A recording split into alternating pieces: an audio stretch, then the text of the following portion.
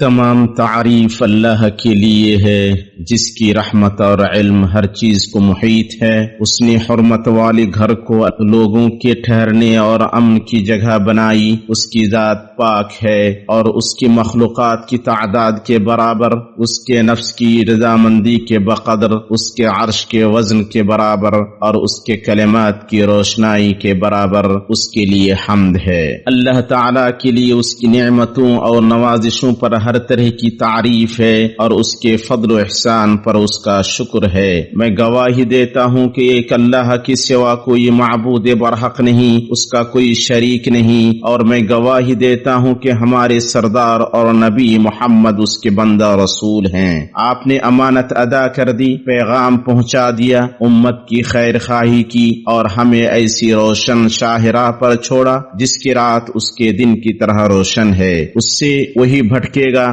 جو ہلاک ہونے والا ہے۔ سو جس نے آپ کے طریقہ اور سنت کی پیروی کی وہ اللہ تعالیٰ کی محبت اور رضامندی سے سرفراز ہوا، اور جس نے اس سے روگردانی کی اسے اس کے عمل نے تباہ و برباد کر دیا۔ اللہ درود و سلام اور برکت نازل فرمائے آپ پر، آپ کے آل و اصحاب پر اور تا قیامت آپ کے پیروکاروں پر۔ اما بعد، مؤمنوں کی جماعت، میں اپنے آپ کو اور آپ کو اللہ کے تقوی کی وصیت کرتا ہوں۔ یہ اگلوں اور پچھلوں کے لیے اللہ تعالیٰ کی وصیت ہے۔ اللہ تعالیٰ کا فرمان ہے، اور واقعی ہم نے ان لوگوں کو جو تم سے پہلے کتاب دیے گئے تھے اور تم کو بھی یہی حکم کیا ہے کہ اللہ سے ڈرتے رہو۔ اور اللہ تعالیٰ کی یہی وصیت اس کے گھر کے حجاج کے لیے بھی ہے۔ اللہ تعالیٰ کا فرمان ہے، اور اپنے ساتھ سفر خرچ لے لیا کرو، سب سے بہتر توشہ اللہ تعالیٰ کا تقوی ہے، اور اے عقل مندو تم مجھ سے ڈرتے رہا کرو۔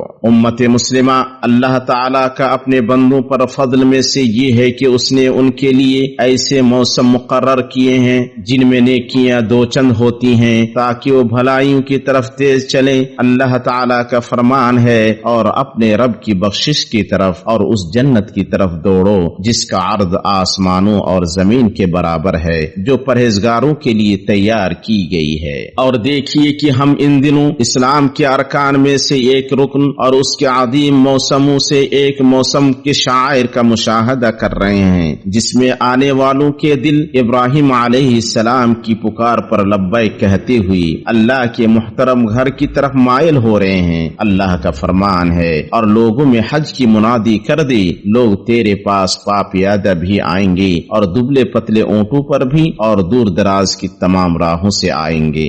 یہاں مکہ اور اس کا حرم ہے، یہاں کعبہ اور اس کا جلال ہے، یہاں زمزم اور مقام ہے، منا، عرفہ اور مشعر حرام ہے، یہاں جبریل علیہ السلام آسمان سے وحی لے کر اترے، یہاں وہ مبارک مقامات ہیں جن کا رخ رسولوں اور نبیوں نے کیا۔ انبیاء اور مرسلین میں سے کتنوں نے اس گھر کا حج کیا، اور کتنے اولیاء اور صالحین نے اس کا قصد کیا۔ انہوں نے بہت زیادہ رحم کرنے اور بخشنے والے اللہ کی رضامندی اور حج مبرور کی فضیلت طلب کرتے ہوئے اس کا قصد کیا، جس کا بدلہ صرف جنت ہے۔ صحیحین میں آیا ہے کہ نبی صلی اللہ علیہ وسلم نے فرمایا، جس نے اس گھر کا حج کیا اور بیوی سے جمع اور بوس و کنار نہیں کیا اور نہ گناہ کی کوئی بات کی، وہ اس طرح واپس ہوگا جیسے ابھی اس کی ماں نے اسے جنا ہو۔ ہر جگہ کے مسلمانوں، آپ کے ان دنوں کی اللہ تعالیٰ نے شان بڑھائی ہے اور انہیں قدر و وقار بخشا ہے، اور اپنے نبی صلی اللہ علیہ وسلم کو بتلایا ہے کہ ان میں نیک عمل اللہ تعالیٰ کے نزدیک دوسرے دنوں سے زیادہ محبوب ہے۔ چنانچہ مسند امام احمد میں آیا ہے کہ رسول اللہ صلی اللہ علیہ وسلم نے فرمایا، تم ان میں کثرت سے تہلیل، تکبیر اور تحمید کیا کرو۔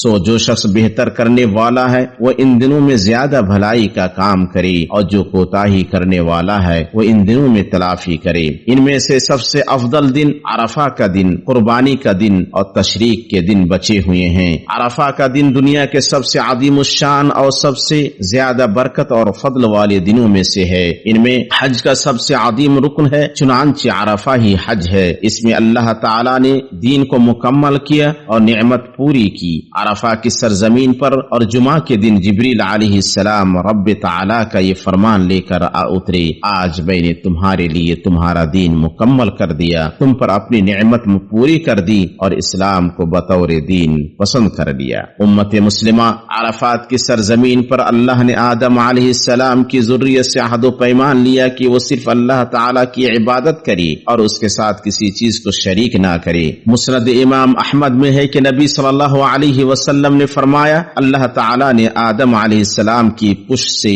نعمان یعنی عرفہ میں عہد و پیمان لیا، پھر ان کی پشت سے ہر اس ذریت کو نکالا جو اس نے پیدا کر رکھا ہے اور انہیں اپنے سامنے ذرات کی طرح بکھیر دیا، پھر آمنے سامنے ان سے مخاطب ہو کر فرمایا، کیا میں تمہارا رب نہیں ہوں؟ سب نے جواب دیا، کیوں نہیں، ہم سب گواہ بنتے ہیں تاکہ تم لوگ قیامت کے روز یوں نہ کہو کہ ہم تو اس سے محض بے خبر تھے۔ اللہ تعالیٰ کے ساتھ سب سے پہلا عہد عبادت میں اللہ کو ایک جاننا ہے جو اکیلا ہے اور اس کا کوئی شریک نہیں، اور توحید حج کا عظیم اور بلند ترین مقصد ہے۔ سو توحید ہی کے لیے پرانا گھر یعنی کعبہ بنایا گیا اور شعائر قائم کیے گئے۔ اللہ کا فرمان ہے، اور جبکہ ہم نے ابراہیم کو کعبہ کے مکان کی جگہ مقرر کر دی اس شرط پر کہ میرے ساتھ کسی کو شریک نہ کرنا، اس لیے تمام انبیاء ایک ہی دن کے ساتھ بھیجے گئے اور سب ایک ہی رب کی عبادت لے کر آئے۔ صحیح بخاری میں ہے، رسول اللہ صلی اللہ علیہ وسلم نے فرمایا، انبیاء اللہ بھائی ہیں، ان کی مائیں الگ الگ ہیں اور ان کا دین ایک ہے، یعنی ان کا عقیدہ ایک ہے اور ان کی شریعتیں مختلف ہیں۔ یہ رسول اللہ صلی اللہ علیہ وسلم ہیں جو اپنی امت کو انبیاء کرام کی قافلے کی یاد دلا رہے ہیں۔ چنانچہ آپ نے حجۃ الوداع کے موقع پر مکہ کے راستے میں پوچھا، یہ کون سی وادی ہے؟ صحابہ نے کہا، یہ وادی ازرق ہے۔ آپ نے فرمایا، گویا میں موسیٰ علیہ السلام کو وادی کے موڑ سے اترتے دیکھ رہا ہوں اور وہ بلند آواز سے تلبیہ کہتے ہوئے اللہ کے سامنے گریہ وزاری کر رہے ہیں۔ معجم طبرانی میں ہے، رسول اللہ صلی اللہ علیہ وسلم نے فرمایا، مسجد خیف میں 70 نبیوں نے نماز پڑھی ہے۔ ہود، صالح، موسیٰ اور یونس علیہ السلام کے علاوہ اللہ کے دوسرے انبیاء اور چنیدہ بندوں نے اس گھر کا حج کیا ہے، ان پر میرے رب کا درود و سلام نازل ہو۔ عرفہ کے دن انبیاء علیہ السلام کی دعا، توحید کے لب لباب، شریک و ساجی کی نفی، اللہ کے جلال کے شائن شان تعریف، اللہ کے لیے خیر، فضل اور نوازش کے اعتراف، اور اس یقین پر مشتمل ہے کہ اللہ تعالی ہر چیز پر قادر ہے، چنانچہ اس کی زمین اور آسمان میں کوئی بھی چیز اسے عاجز نہیں کر سکتی۔ سنن ترمذی میں ہے کہ نبی صلی اللہ علیہ وسلم نے فرمایا، سب سے بہتر دعا عرفہ کے دن کی دعا ہے، اور سب سے بہتر دعا جو میں نے اور مجھ سے پہلے نبیوں نے کی ہے وہ ہے، لا الہ الا اللہ وحدہ لا شریک لہ، لہ الملک ولہ الحمد وہو علی کل شیء قدیر۔ ایمانی بھائیوں، آج ہمارے لیے دو عیدیں جمع ہو گئی ہیں، ایک جمعہ کی عید اور دوسری عرفہ کی عید۔ جمعہ کے دن لوگ خطبہ اور جمعہ کے نماز کے لیے اکٹھا ہوتے ہیں، یہ ذکر اور دعا کا دن ہے، اور جمعہ کے عصر میں قبولیت کی ایک ایسی گھڑی ہے جو دعا کرنے والا بھی اس گھڑی کو پائے گا، اس کی دعا قبول ہوگی۔ اسی طرح اہل عرفہ بھی ذکر اور دعا کے لیے عرفہ میں اکٹھا ہوتے ہیں۔ آپ صلی اللہ علیہ وسلم عرفات کے میدان میں قبلہ رخ ہو کر اپنے دونوں ہاتھ اٹھائے دعا کرتے رہے یہاں تک کہ سورج غروب ہو گیا۔ عرفہ کی شام رب تعالی اپنے بندوں سے قریب ہوتا ہے، ان کی فریاد سنتا ہے، ان کے گناہوں کو مٹاتا ہے، ان کی گردنیں آزاد کرتا ہے اور انہیں لے کر اپنے فرشتوں پر فخر کرتا ہے۔ صحیح مسلم میں ہے کہ رسول اللہ صلی اللہ علیہ وسلم نے فرمایا، کوئی دن ایسا نہیں ہے جس میں اللہ تعالی عرفہ کے دن سے زیادہ بندوں کو آگ سے آزادی دیتا ہو، بے شک وہ قریب ہوتا ہے، پھر انہیں لے کر فرشتوں پر فخر کرتا ہے اور کہتا ہے وہ کیا چاہتے ہیں، یعنی وہ کیا چاہتے ہیں جبکہ وہ اپنے گھر والوں اور وطنوں کو چھوڑ آئے، اپنے مال خرچ کیے اور اپنے جسموں کو تھکایا، سو جو انہوں نے مغفرت، رضامندی، قربت اور ملاقات چاہی وہ انہیں حاصل ہوگی۔ لہذا اے اللہ کے بندو، آپ اپنے اعمال کو اللہ کے لیے خالص کریں، اپنے رب کے پاس فریاد اور گریہ وزاری کریں، بکثرت اس کا ذکر کریں اور اس کی رحمت کا استقبال کریں، آپ اس کی خوشنودی اور جنت سے سرفراز ہوں گے۔ ہر جگہ کے مؤمنوں، عرفہ کے دن کی فضیلت میدان عرفہ میں حاضر لوگوں کے ساتھ خاص نہیں ہے، بلکہ اس کی فضیلت دنیا کے گوشوں میں رہنے والے ہر مؤمن مرد اور عورت کو شامل ہے۔ چنانچہ نبی صلی اللہ علیہ وسلم نے غیر حاجیوں کو اس دن کا روزہ رکھنے پر ابھارا ہے۔ آپ صلی اللہ علیہ وسلم نے فرمایا، عرفہ کے دن کا روزہ میں اللہ سے امید کرتا ہوں کہ اس کے بدلے پچھلے 1 سال اور اگلے 1 سال کا گناہ معاف کر دے گا۔ اسے امام مسلم نے روایت کیا ہے۔ حافظ ابن رجب رحمہ اللہ کہتے ہیں عرفہ کا دن جہنم کی آگ سے آزادی کا دن ہے، اللہ تعالیٰ اسے آگ سے آزادی دے گا جس نے عرفہ میں وقوف کیا، اور دیگر شہروں میں رہنے والے ان مسلمانوں کو بھی آزادی دے گا جنہوں نے عرفہ میں وقوف نہیں کیا۔ اس لیے اس کے بعد آنے والا دن تمام مسلمانوں کے لیے ان کے شہروں میں عید کا دن قرار پایا، چاہے وہ موسم میں حاضر ہوئے ہوں یا نہیں، کیونکہ وہ سب عرفہ کے دن آزادی اور مغفرت میں شریک ہیں۔ اللہ تعالیٰ کا فرمان ہے تم پر اپنے رب کا فضل تلاش کرنے میں کوئی گناہ نہیں، جب تم عرفات سے لوٹو تو مشعر حرام کے پاس ذکر الہی کرو اور اس کا ذکر کرو جیسے اس نے تمہیں ہدایت دی، حالانکہ تم اس سے پہلے راہ بھولے ہوئے تھے۔ پھر تم اس جگہ سے لوٹو جس جگہ سے سب لوگ لوٹتے ہیں، اور اللہ تعالیٰ سے طلب بخشش کرتے رہو، یقیناً اللہ تعالیٰ بخشنے والا مہربان ہے۔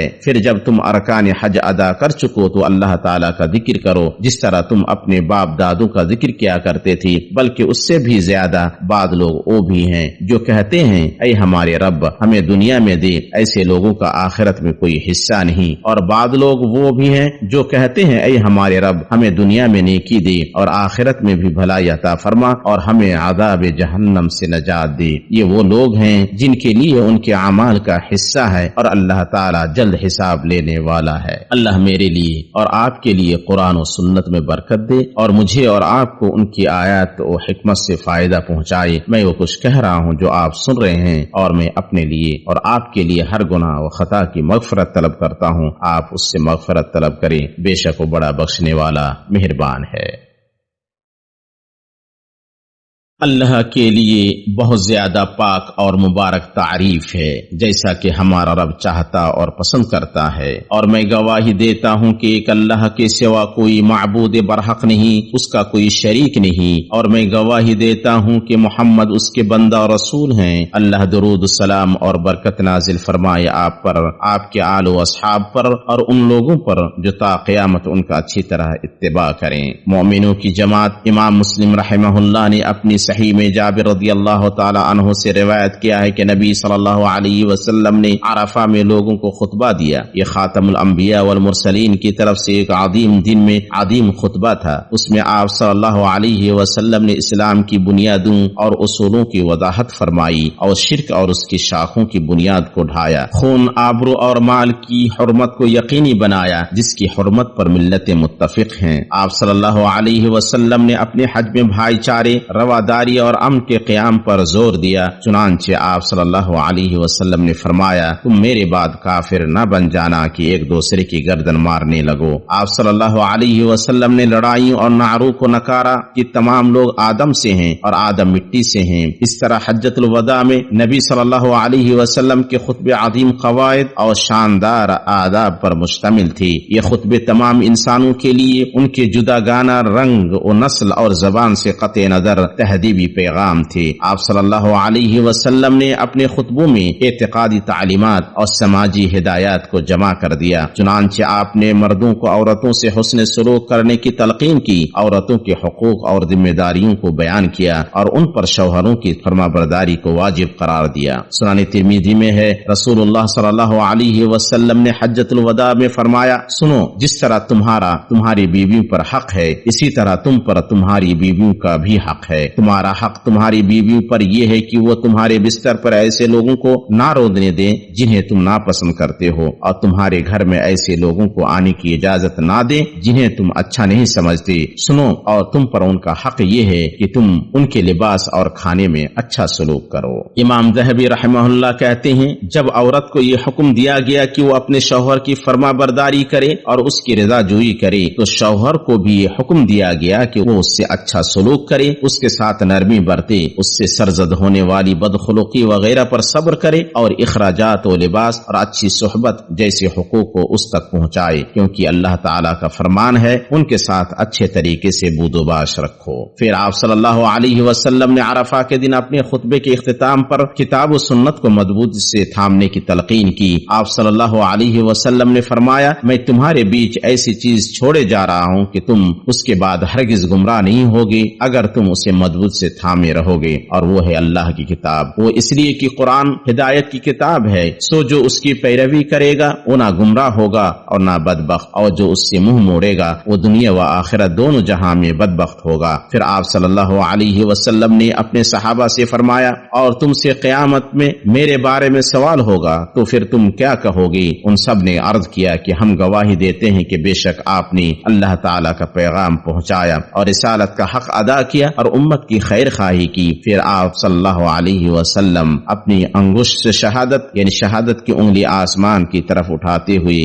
جھکاتے تھے اور فرماتے تھے کہ اے اللہ تو گواہ رہنا، اے اللہ تو گواہ رہنا، اے اللہ تو گواہ رہنا۔ اسے امام مسلم نے روایت کیا ہے۔ اور ہم بھی گواہی دیتے ہیں کہ نبی صلی اللہ علیہ وسلم نے پیغام پہنچا دیا، امانت ادا کر دی اور امت کی خیر خواہی کی۔ میرے رب کا درود و سلام ہو آپ پر۔ امت مسلمہ کل مسلمان اپنی عید پر خوشی منائیں گے اور جانوروں کو ذبح کر کے اپنے رب کا تقرب حاصل کریں گے۔ قربانی کرنا سنت مؤکدہ ہے۔ دونوں خلیل علیہم السلام کی سنت کی پیروی میں صاحب استطاعت کے لیے اسے چھوڑنا مناسب نہیں۔ قربانی کا عظیم شعار اور بڑی عبادت ہے، اس لیے آپ خود کو اللہ تعالیٰ کے ثواب و فضل سے محروم نہ کریں، اس کے ذکر اور اس سے دعا کرنے کو لازم پکڑیں، اس کی دی ہوئی نعمتوں پر اس کا شکر ادا کریں اور اس کی بڑائی بیان کریں کہ اس نے آپ کو ہدایت دی ہے۔ اللہ تعالیٰ کا فرمان ہے، اللہ تعالیٰ کو قربانیوں کے گوشت نہیں پہنچتے نہ اس کے خون، بلکہ اسے تو تمہارے دل کی پرہیزگاری پہنچتی ہے۔ اسی طرح اللہ نے ان جانوروں کو تمہارے مطیع کر دیا ہے کہ تم